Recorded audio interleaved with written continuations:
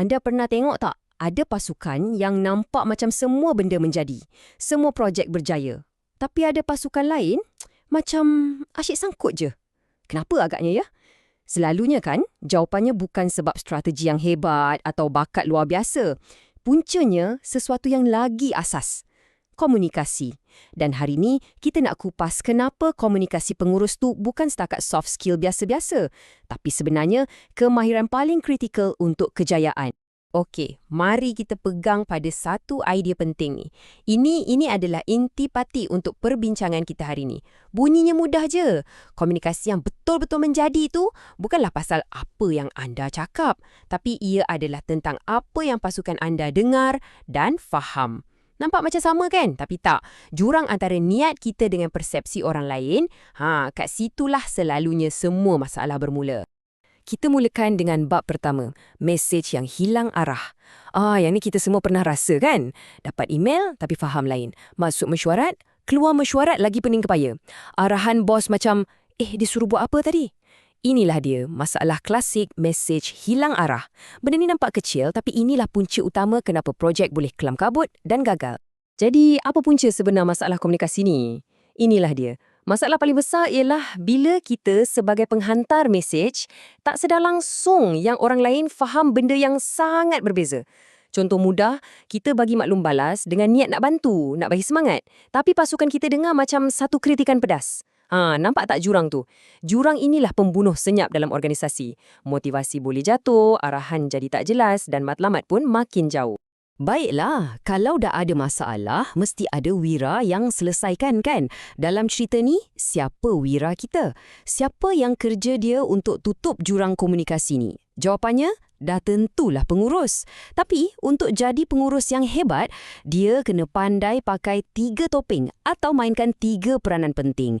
Dan teka apa? Ketiga-tiga peranan ni semuanya bergantung pada satu benda, komunikasi. Okey, ini dia 3 peranan utama yang setiap pengurus kena kuasai. Pertama, sebagai pembekal informasi.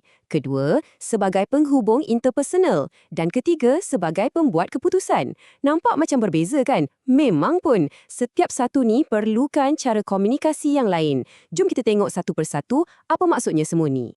Peranan nombor 1, pembekal informasi. Cuba bayangkan pengurus ni macam menara kawalan trafik udara untuk organisasi. Dia dapat maklumat dari semua tempat, dari atas, dari bawah, dari jabatan lain. Tugas dia, tapis semua maklumat tu, pastikan yang penting sahaja dan sampaikan kepada pasukan dengan cara yang paling jelas. Dia juga jadi jurucakap untuk pasukan bila berurusan dengan pihak luar. Kalau peranan ni tak jalan, habislah aliran maklumat dalam syarikat boleh sesak. Kedua, kita ada peranan sebagai penghubung. Yang ini pula pasal hati dan jiwa. Ini bukan pasal data atau arahan. Ini pasal manusia. Pengurus yang betul-betul hebat, dia bukan setakat bagi kerja. Dia bina hubungan. Dia tahu macam mana nak bakar semangat pasukannya. Paling penting dia mendengar. Betul-betul mendengar. Dan bila dibagi maklum balas, ia membina, bukan meruntuh. Tanpa peranan ni, pasukan kita akan rasa macam robot. Buat kerja, tapi tak ada roh. Dan yang terakhir, peranan ketiga. Pembuat keputusan. Okey, buat keputusan tu mungkin nampak macam senang. Tapi, bahagian paling susah ialah nak pastikan semua orang faham keputusan tu dan bergerak ke arah yang sama. Di sinilah komunikasi jadi super penting. Ia jadi macam jambatan antara idea dalam bilik mesyuarat dengan kerja sebenar di lapangan. Pengurus yang cekap akan pastikan pasukannya bukan setakat tahu apa nak buat, tapi yang lebih penting, diorang faham kenapa kena buat. Okey, kita dah tahu pasal 3 peranan ni kan? Informational, interpersonal, decisional. Persoalannya sekarang, macam mana seorang pengurus nak jadi hebat dalam ketiga-tiga peranan ni? Jawapannya ada pada beberapa prinsip komunikasi yang asas tapi sangat berkesan. Anggap je ni macam toolkit wajib untuk setiap pengurus. Jom kita tengok apa peraturan emas ni. Sebenarnya banyak prinsip komunikasi ni tapi kita boleh ringkaskan jadi 3 peraturan yang memang tak boleh langgar. Pertama, ingat ni baik-baik, komunikasi adalah soal persepsi, bukan niat. Apa yang anda niatkan tu tak penting kalau orang faham lain. Yang penting, apa yang sampai dekat penerima.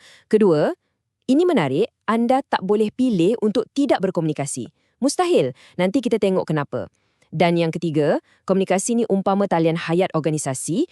Kalau ia putus, organisasi tu perlahan-lahan akan mati.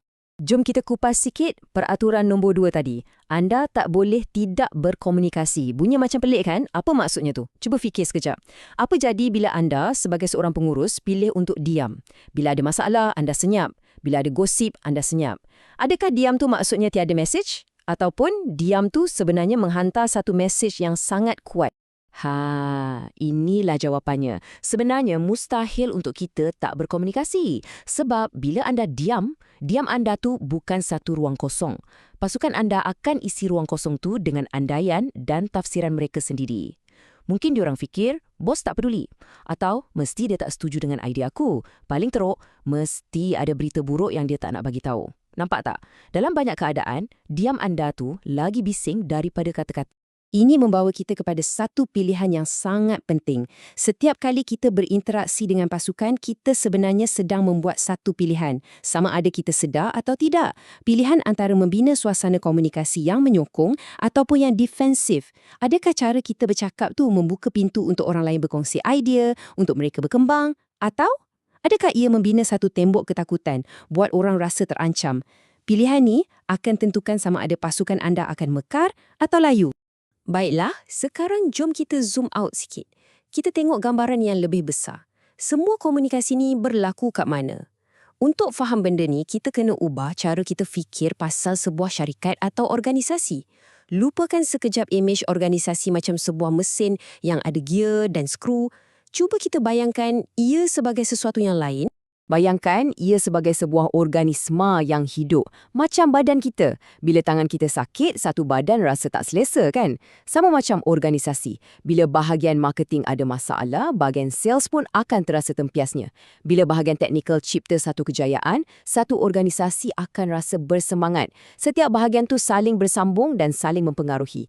Dan dalam organisme hidup ni, komunikasi mengalir macam sistem peredaran darah. Semuanya mula dengan input.